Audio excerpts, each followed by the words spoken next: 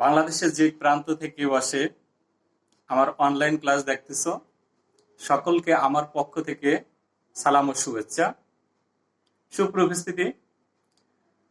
বর্তমান এই করোনার পরিস্থিতিতে বর্তমান সরকারের দিক নির্দেশনা অনুযায়ী আমরা অনলাইন ক্লাসের আয়োজন করেছি। আজকে অনলাইন ক্লাসে আমি তোমাদের সাথে যে বিষয়গুলো নিয়ে আলোচনা করব, তার আগে ছোট্ট একটি পরিচয় আমি তোমাদের কাছে উপস্থাপন করতে চাচ্ছি। একটু খেয়াল করে দেখো, এখানে ছোট্ট একটা পেজ লেখা আছে, যেখানে উল্লেখ করেছি আমি অনলাইন ক্লাস উচ্চ মাধ্যমিক সমমান বিশ্ববিদ্যালয়ে ভর্তি ইচ্ছুক শিক্ষার্থীদের জন্য আজকে ক্লাসটি উপযোগী। আমি আজকে তোমাদের সাথে আলোচনা করব বাংলা প্রথম পত্র ক্লাস নিয়ে। যে কবিতাটি নিয়ে আলোচনা করতে চাচ্ছি সেটা হচ্ছে লোক লোকান্তর।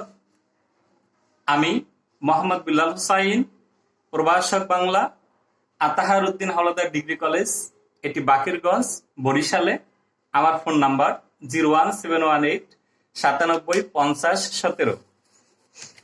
শিক্ষার্থীবৃন্দ, আমি এরপরে তোমাদের সাথে আরেকটি বিষয়, একটি শীট নিয়ে উপস্থিত হয়েছি, যেটা হচ্ছে আজকে আমাদের মূল আলোচনা। মূল আলোচনাতে একটু খেয়াল করে দেখবে, মনোযোগ সহকারে শুনবে আমার কথাগুলো। এখানে লেখা আছে লোক লোকান্তর, কবি আল মাহমুদ। কবি পরিচিতি একটু মনোযোগ সহকারে শোনো। এখানে তার সম্পর্কে গুরুত্বপূর্ণ যতগুলো ইনফরমেশন আছে, যেগুলো আমার পরীক্ষার জন্য খুবই প্রয়োজন, আমি ঠিক সেই তথ্যগুলো এখানে উপস্থাপন করার জন্য চেষ্টা করেছি। কবি আল মাহমুদ 11 জুলাই 1936 খ্রিস্টাব্দে ব্রাহ্মণবাড়িয়া জেলায় মোরাইল গ্রামে জন্মগ্রহণ করেন। আল মাহমুদের প্রকৃত নাম মীর আব্দুস শুকুর আল মাহমুদ।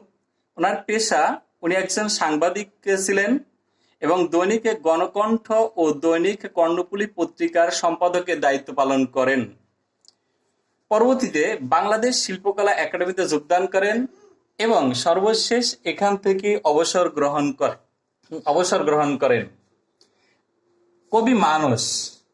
আধুনিক বাংলা কবিতায় আল মাহমুদ অনন্য এক জগৎ সৃষ্টি করেন।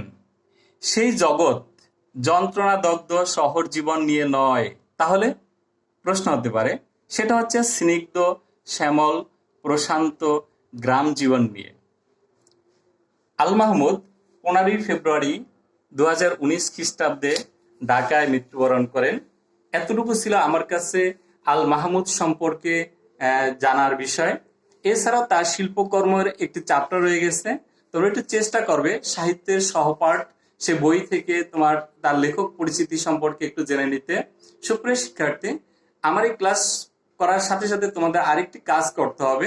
সেই কাজটা হচ্ছে এরকম: সাহিত্য পাঠ বইটি খুলে নাও, হাতে কলম নাও এবং খাতা নাও, প্রয়োজনীয় তথ্যগুলো সেখানে লিখে রাখো এবং একটু আয়ত্ত করার জন্য চেষ্টা করো।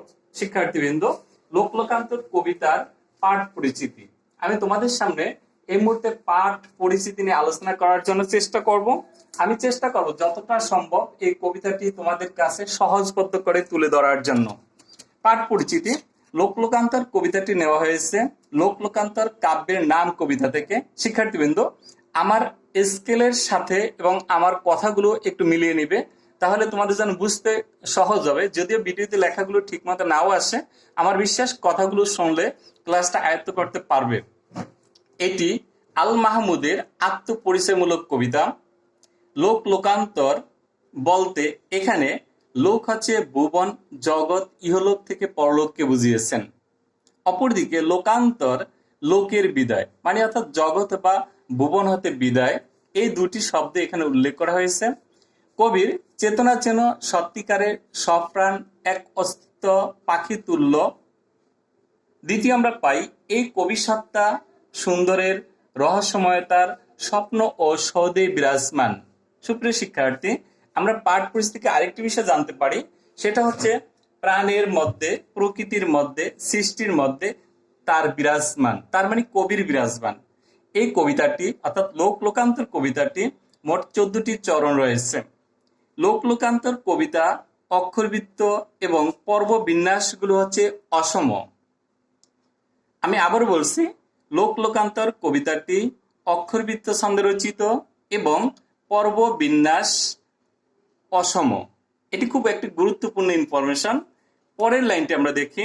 কবিতায় শিক্ষণীয় বিষয় হচ্ছে কবিতায় শিক্ষণীয় বিষয় হচ্ছে প্রকৃতির প্রতি উদ্বুদ্ধ হোক। আমরা এবার কবিতাটি বিশ্লেষণ করব। আমি এর আগে ক্লাসগুলো যখন কবিতা পড়াইতেছিলাম সেখানে আদর্শ পাঠ, সরল পাঠ ইত্যাদি বিষয়গুলো আমি আলোচনা করেছি। আজকের কবিতাটি একটু অন্য কবিতাগুলো চেয়ে একটু কঠিন, বোধগম্য হওয়া খুব কঠিন বলে আমি ক্লাসটাকে একটু অন্যভাবে উপস্থাপন করতে চেষ্টা করব।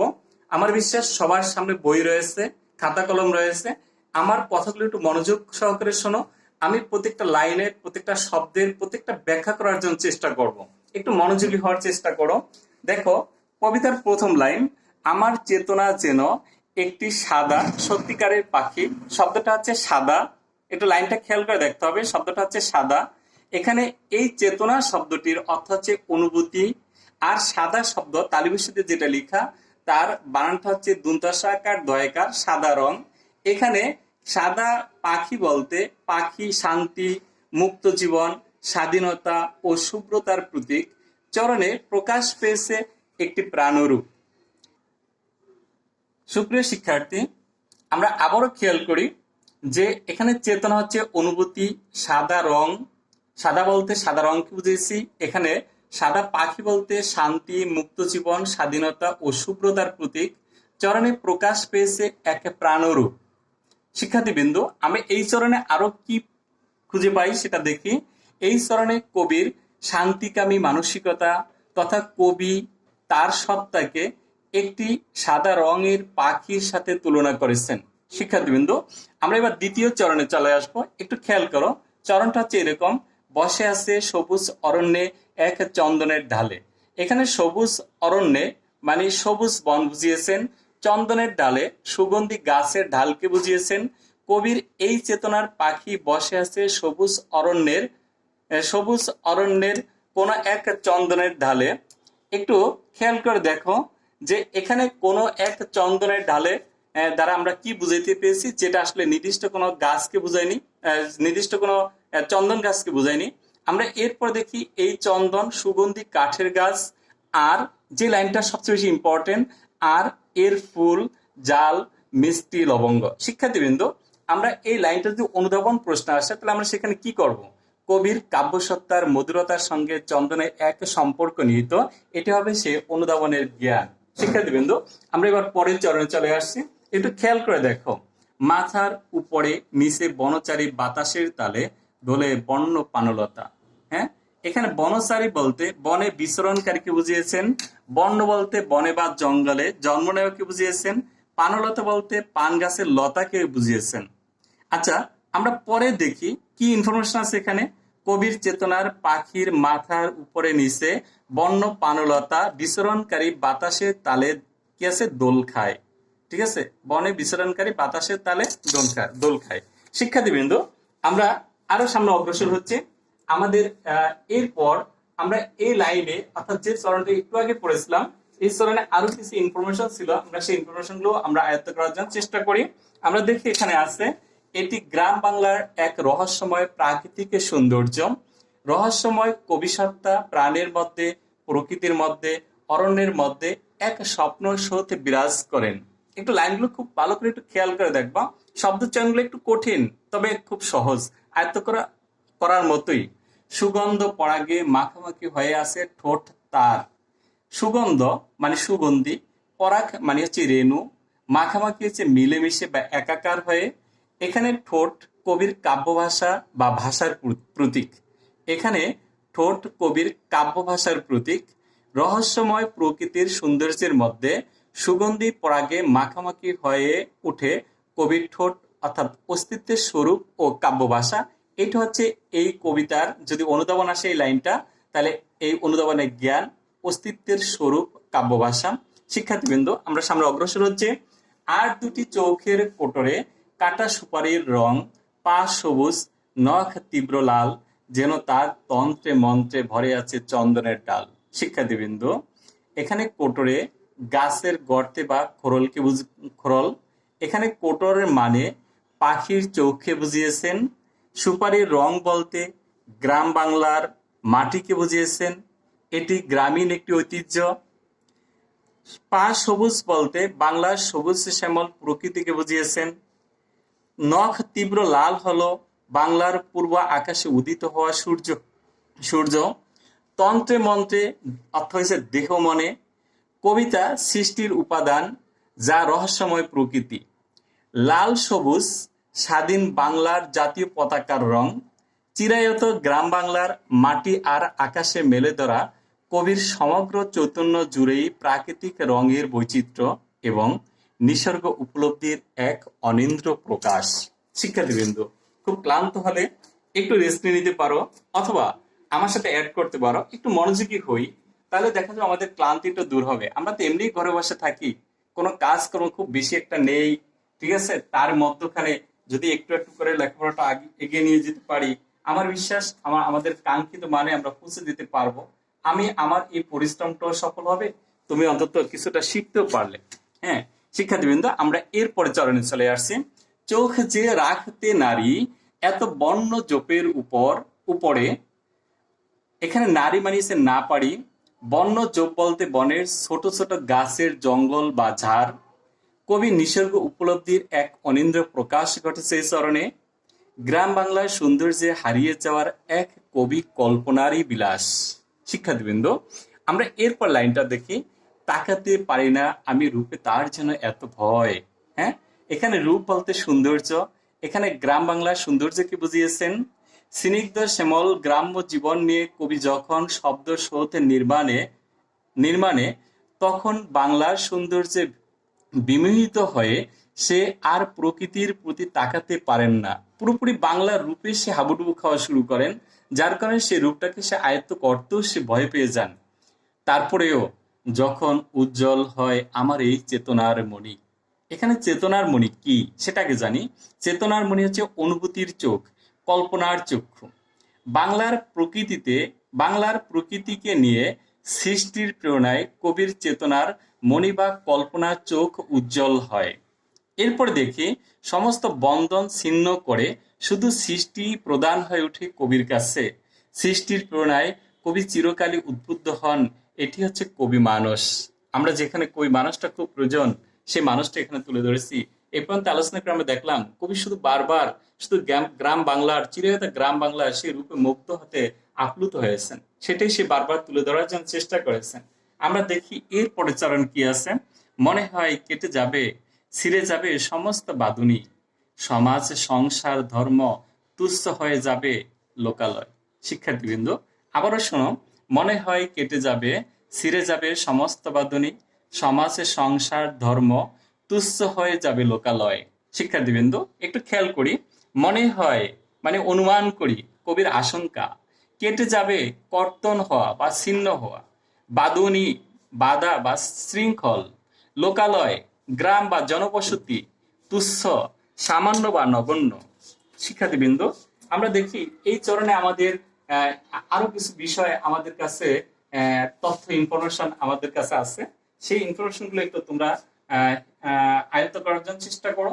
আমি আমার যথাসাধ্য চেষ্টা করেছি কবিতাটিকে সহজভাবে উপস্থাপন করার জন্য, ইনফরমেশন নির্ভর করার জন্য। দেখো, কবি পৃথিবীর কোনো বিধিবিধান, নিয়ম কানুন, ধর্ম, সমাজ সংস্কার কিংবা লোকালয় তথা জনবসতিপূর্ণ কোনো কিছুরই মধ্যে সে থাকেন না। পুরোপুরিভাবে একবার অব্যবস্থাপনার মধ্যে সে চলে যান। একবারে আমরা সবাই কথা বলতে পারি সে সন্ন্যাস জীবন যাপন করতে চান। সবকিছু তুচ্ছ হয়ে যায়। কবির কাছে একমাত্র সত্য হয়ে উঠে চেতনার জগৎ, শব্দ ব্রহ্ম। শিক্ষার্থীবৃন্দ, শব্দগুলো একটু ভালো করে একটু খেয়াল করবা, তাহলে দেখা যাবে একাত্রিক জ্ঞান, অনুধাবন, এমসিকিউ এবং কি আছে ব্যাখ্যামূলক, সৃজনশীল প্রত্যেকটা বিষয় পুঙ্খানুপুঙ্খানুভাবে আয়ত্ত করতে পারবে। শিক্ষার্থীবৃন্দ, আমি তোমাদের কাছে আরেকটি চরণ উপস্থাপন করতে চাই। একটু খেয়াল করে দেখো। লোক থেকে লোকান্তরে আমি যেন স্তব্ধ হয়ে শুনি আহত কবির গান, কবিতার আসন্ন বিজয়। এটা হচ্ছে এই কবিতার সর্বশেষ স্তাবকটি একটু মনোযোগ সহকারে শোনো। লোক মানে ভুবন বা জগৎ, লোকান্তর লোক বা জগতের বিদায়, আমি এটাকে মৃত্যু বলতে পারি। স্তব্ধ নীরব, আহত আঘাতপ্রাপ্ত, আসন্ন বিজয় নিকটবর্তী জয়লাভ। যদি কবি যে সমাজ বন্ধন ছিন্ন করে প্রকৃতির রূপে মুগ্ধ হয়ে সম্পূর্ণ যখন বিমোহিত, উন্মাদনায় আপ্লুত, ঠিক সেই সময় সে সর্বশেষ এই চরণটিকে এসে উপলব্ধি করেছেন। তার যে জীবনের চলার পথ সম্পূর্ণ টানাপোড়েনকে বিচ্ছিন্ন করে সে কি করলেন, সে বাংলার প্রকৃতিকে নিয়ে যে কবিতা লিখেছেন, যে সৃষ্টিকর্ম লিখেছেন, সেটাকে আজকে সে কি করতেছেন, সে বিজয়ের কাতারে সে নিয়ে এসেছেন। এখানে আমরা আবারও দেখি কি আছে, লোক থেকে লোকান্তরে এখানে কবি মনে বিচ্ছিন্নতাবোধ তথা মৃত্যুর চেতনা জাগ্রত হয়েছে। শিক্ষার্থীবৃন্দ, একটু কেমন হতাশ, তাই না? আবার দেখো, আহত কবির গান বলতে কবির হৃদয়ে আঘাত প্রাপ্ত তথা সামাজিক রীতি বিচ্ছিন্ন বোধের বিষয়টি প্রকাশ করেছেন। কবির এই সৃষ্টি জগৎ কি আছে, কুসুমাস্তীর্ণ নয়, এটি পুষ্প সজ্জা নয়, বলে বিচিত্র টানাপোড়েন ও জীবন সংগ্রামের ভিতর দিয়ে তাকে উত্তীর্ণ হতে হয় কবিতার এই সার্বভৌমত্বে। কোথায়? কবিতার এই সার্বভৌমত্বে, এবং জয় হয় কবিতার। শিক্ষার্থীবৃন্দ, আমার বিশ্বাস তোমরা এই কবিতাটিকে সম্পূর্ণভাবে আয়ত্ত করতে পেরেছো বা পারবা। তোমরা একটু বাসায় বসে চেষ্টা করো, তাহলে দেখা যাবে আমার এই চেষ্টাটা অন্তত সফল হবে। যদি তোমরা কিছু শিখতে পারো তাহলেই আমার চেষ্টা সফল হবে। যদি শিখতে না পারো, আমার সম্পূর্ণ পরিশ্রমটাই ব্যর্থতায় পর্যবসিত হবে। তোমরা ঘরে আসছো, ভালো থাকো, চেষ্টা করো একটু লেখাপড়া করার জন্য। যদি তোমরা শুধুমাত্র আমি পড়িয়ে গেলাম, আমি লেকচার দিয়ে গেলাম, ভিডিও ক্লিপস তৈরি করলাম, তোমরা আয়ত্ত করলে না, তাহলে আমার এই পরিশ্রমটা সম্পূর্ণ ব্যর্থতায় পর্যবসিত হবে। এই জন্য আমি তোমাদের বাড়িতে কিছু কাজ দিতে চাই, কিছু হোমওয়ার্ক দিতে চাই। হোমওয়ার্ক গুলো হচ্ছে এই, এখানে আমি একটা শীট দেওয়া আছে, একটা প্রশ্ন শীট, যেখানে সম্পূর্ণভাবে জ্ঞানমূলক প্রশ্নগুলো দেওয়া আছে। একটু বাসায় বসে খাতা কলম নিয়ে এই জ্ঞানমূলক প্রশ্নগুলো একটু সলভ করবে। যদি তুমি চেষ্টা করো, যদি তুমি না পারো, তাহলে আমি অবশ্যই মেসেঞ্জারে, গ্রুপে অথবা ইউটিউবের চ্যানেলে আমি কি করব, ইনবক্সে আমি তোমার সমস্যাগুলো সমাধান করার চেষ্টা করবো। একটু ফলো করো, একটু দেখো, এখানে অনেকগুলো প্রশ্ন আছে। প্রত্যেকটা প্রশ্ন কোথায় কোথায় জানা দরকার, তোমার উচ্চ মাধ্যমিক পর্যায়ে দরকার, হ্যাঁ, তোমার উচ্চ মাধ্যমিক পরীক্ষার জন্য দরকার, সমমান পরীক্ষার্থী যারা রয়েছেন অর্থাৎ আলিম পর্যায়ের তাদের জন্য দরকার, ভোকেশনালের জন্য দরকার, যারা পলিটেকনিক আছে তাদের জন্য দরকার, আবার যারা বিভিন্ন বিশ্ববিদ্যালয়ে ভর্তি কোচিং করতেছে বা সেকেন্ড টার্ম চেষ্টা করতেছে তাদের জন্য প্রয়োজন। হ্যাঁ, প্রত্যেকটা প্রশ্ন আমি এখানে চেষ্টা করেছি যতটা সম্ভব ইম্পর্টেন্ট যতগুলো প্রশ্ন আছে সেগুলো তুলে ধরার জন্য। তোমরা একটু চেষ্টা করো এই প্রশ্নগুলোকে একটু আয়ত্ত করার জন্য, তাহলে দেখা যাবে কি আছে, আমার এই চেষ্টাটা সম্পূর্ণভাবে সফল হবে এবং তুমি যে কিছু করতে পারতেছো সেই বিষয়টা আমার কাছেও ভালো লাগবে। শিক্ষার্থীবৃন্দ, আমি এর সাথে এখানে 27টি প্রশ্ন, তার সাথে আরো কিছু প্রশ্ন আছে, সেগুলো দিয়ে দিলাম। একটু বাসায় বসে বসে কি করো, একটু চেষ্টা করো, অবশ্যই তোমরা পারবা। যদি না পারো, আমার লেকচারগুলো মনোযোগ সহকারে শোনো, ওখানে ছোট ছোট যে টিকাগুলো দেওয়া আছে সেগুলো খেয়াল করো, এবং কি আছে আস্তে আস্তে করে নিজে চেষ্টা করো। না পারলে আমার সাথে ইনবক্সে যোগাযোগ করো, আমি তোমাদের সমস্ত সমস্যাগুলো সমাধান করার জন্য চেষ্টা করবো ইনশাআল্লাহ। শিক্ষার্থীবৃন্দ, আমি এই হোমওয়ার্কের পাশে, জ্ঞানমূলক হোমওয়ার্কের পাশে তোমাদের জন্য আরেকটি তথ্য দিয়েছি, যেটা শুধুমাত্র ইন্টারমিডিয়েট শিক্ষার্থীদের জন্য, উচ্চ মাধ্যমিক পর্যায়ের শিক্ষার্থী বা সমমান শিক্ষার্থীদের জন্য, যেটা হচ্ছে অনুধাবনমূলক প্রশ্ন। এখানে আমি 5টি প্রশ্ন দিয়েছি তোমাদের জন্য। এই 5টা প্রশ্ন একটু খেয়াল করে দেখো কি কি আছে 5টা প্রশ্নের ভিতরে। 5টা প্রশ্ন আমি কিছু বিষয় আবার কি আছে সলভ করে দিয়েছি। এখানে 5টি প্রশ্নের প্রথম আছে, এটা অনুধাবন প্রশ্ন। আমার চেতনা যেন একটি সাদা সত্যিকারের পাখি। এখানে দুইটা, এটা যেহেতু অনুধাবন প্রশ্ন, দুই প্রায় লিখতে হয়। প্রথমটা জ্ঞান, পরটা হচ্ছে অনুভূতি, অনুধাবন। আমি জ্ঞানেরটা এখানে লিখে দিয়েছি, অনুভূতিশীল কবির কি আছে, শান্তি মুক্ত জীবন, স্বাধীনতা ও শুভ্রতার প্রকাশ পেয়েছে আলোচ্য উক্তিতে। তাহলে অনুধাবনটা রয়ে গেছে, সেটা তোমরা একটু বই সহায়তায় সেখান থেকে একটু লিখে নিবে। দ্বিতীয় হচ্ছে সুগন্ধ পরাগে মাখামাখি হয়ে আছে ঠোঁট তার। এখানে কবির অস্তিত্বের স্বরূপ ও কাব্য ভাষা প্রকাশ পেয়েছে। দ্বিতীয়টা তোমরা একটু চেষ্টা করবে। যখনই উজ্জ্বল হয় আমার এই চেতনার মণি। এখানে সৃষ্টির প্রণয় কবির অনুভূতিশীল কল্পনা বিলাসকে বুঝিয়েছেন। বাকিটা চেষ্টা করে নিতে হবে। লোক থেকে লোকান্তরে আমি যেন স্তব্ধ হয়ে শুনি আহত কবির গান, কবিতার আসন্ন বিজয়। এখানে বিভিন্ন সংগ্রাম ও বিচ্ছিন্নতা বোধকে অতিক্রম করে কি আছে, মনক্ষুণ্ণ কবির কবিতার সার্বভৌমত্ব জয়ের বিষয়টিকে প্রকাশ পেয়েছেন। 5 নম্বর দেখি, যেন যেন তার তন্ত্রে মন্ত্রে ভরে আছে চন্দনের ডাল। এখানে গ্রাম বাংলার নিসর্গ উপলব্ধির এক অনিন্দ্য প্রকাশ পেয়েছে। সুপ্রিয় উপস্থিতি, আমি আজকে ক্লাসটা এখানে শেষ করব। সবাই ঘরে থাকো, সুস্থ থাকো, মহান সৃষ্টিকর্তার কাছে কায়মনে প্রার্থনা করো এই মহামারী থেকে যেন আমাদের সবাইকে রক্ষা করে। আল্লাহ হাফেজ।